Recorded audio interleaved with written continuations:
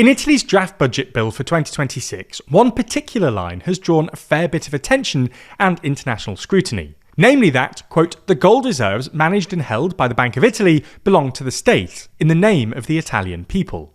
While Italian Prime Minister Giorgia Meloni insists nothing cheeky is going on, this particular clause has led to some suspicion that her right-wing coalition might be pushing to monetize Italy's gold reserves, worth roughly $300 billion and the third largest reserve in the world after the US and Germany. So, in this video, we're going to look at how Italy accumulated such vast gold reserves, whether, with gold prices at all-time highs, Meloni might be planning to sell some of them.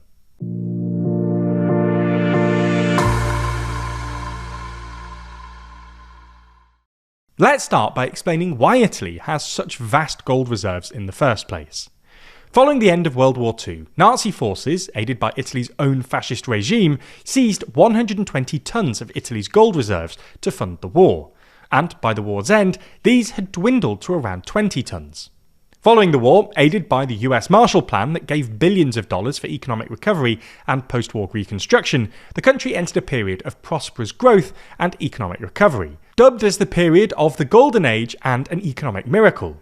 Italy's economy grew over 5% per year as Italy became an export-driven economy, selling everything from Italian handbags to cars like the Fiat 500.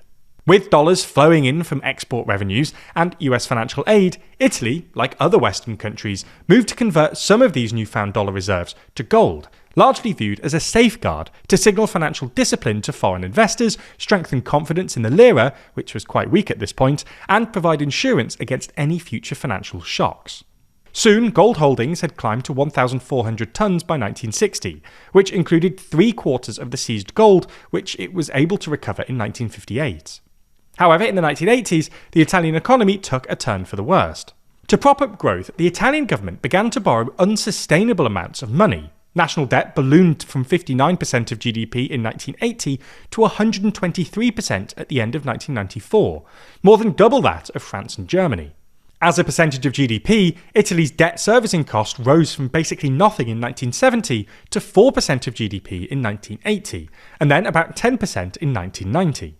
While that number has since stabilised at around 4%, that's still double the OECD average, and with slow growth and productivity, Italy was hit especially hard during the 2008 financial crisis. However, while countries such as Britain, France and Spain sold portions of their gold reserves during financial crises, Italy has consistently refused to do so. The Bank of Italy, which controls the reserves and is legally independent under Eurozone rules since 1999, has resisted political pressure to monetise the gold. As a result, Italy holds far more gold than many of its peers, with gold accounting for nearly 75% of its official reserves last year, compared with about 66.5% across the euro area. As Italy's public debt has risen steadily over the past 2 decades, now exceeding €3 trillion and projected to peak at 137.4% of GDP next year, populist parties on both the hard left and hard right have repeatedly raised the idea of selling part of Italy's gold holdings to reduce its debt. According to the Bank of Italy's website, the gold could be used as collateral to obtain loans, or, as a last resort, sold on the market to buy euros to support its value. However, the bank has largely refused to do so, namely for 3 key reasons. First, the Bank of Italy views gold as a strategic and untouchable national asset and an important hedge for an economy that has experienced repeated cycles of instability. Second, even at an estimated value of €300 billion, Italy's gold reserves would cover less than 10% of the country's outstanding debt. Third, and finally, the EU's legal framework means gold cannot be transferred to the state budget or used to finance public spending without violating European rules on central bank independence. This has aggravated populist parties, who are driven by Eurosceptic or nationalist views, and channeling public anger over austerity, have repeatedly questioned the ownership of Italy's gold, and have pushed for greater national control. In 2019, the ECB clashed with Italy's five-star Lega anti-establishment coalition, when the hard-right Lega Nord party accused the ECB of keeping the gold from the people, while the left-wing five-star founder argued that selling part of the reserves could help avert a VAT increase, citing France's gold sales as precedent. Then, last Wednesday, the dispute resurfaced during scrutiny of the 2026 budget in the Italian Senate, when one small but symbolic amendment survived a sweeping cull of proposed changes. The measure, put forth by Meloni's Brothers of Italy party, states that the central bank's $300 billion in gold reserves belong to the people of Italy, not the bank. Now, we should say that most legal experts don't think this would actually change who owns the gold, or allow Meloni to easily monetize it. Ownership and control of the reserves are already clearly defined under EU treaties and Italian law, and the Bank of Italy is bound by the European system of central banks. With or without the amendment, Italy could not use its gold to finance spending or cut debt without ECB approval, which would not be granted. Conscious of this fact, Meloni and co. have insisted they have no intention of breaking the law or monetising the gold, and have framed the reclassification in patriotic terms, arguing it would protect the nation's treasure from the central bank's foreign shareholders. Nonetheless, this all provoked a furious reaction from the opposition, including the Democratic Party, who've argued that, with elections coming up, Meloni's party might use the reserves to finance populist policies like fund tax cuts or subsidies for immediate electoral wins, to distract public attention from the country's sluggish economic growth.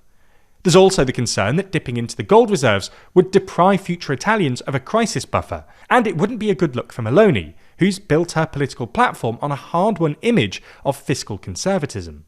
The ECB also hasn't been too happy and has twice urged Meloni's government to reconsider putting it in the budget, arguing that transferring gold to the state would break the ECB's rules on the prohibition of central banks financing the public sector. The debate over Italy's gold reserves comes as global interest in gold rises, with countries seeking to reduce reliance on the US dollar and bolster tangible reserves. Earlier this year, prices briefly topped $4,000 an ounce, highlighting gold's renewed appeal amid geopolitical tension and fiscal strain.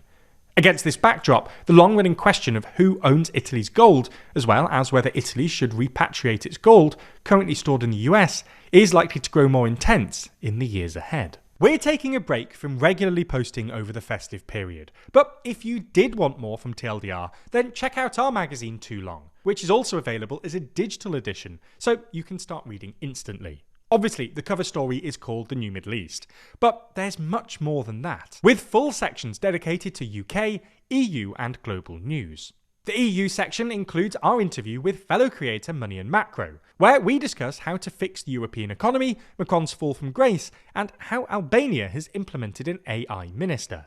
The global section discusses why Trump's mandate isn't quite what it seems, how politicians conquered social media, as well as our rundown of the biggest elections that happened in 2025. And our UK section runs through the rise of a new left, why next year's elections are critical at all levels, as well as the strategies Starmer ought to take to maintain power, and Farage to gain power.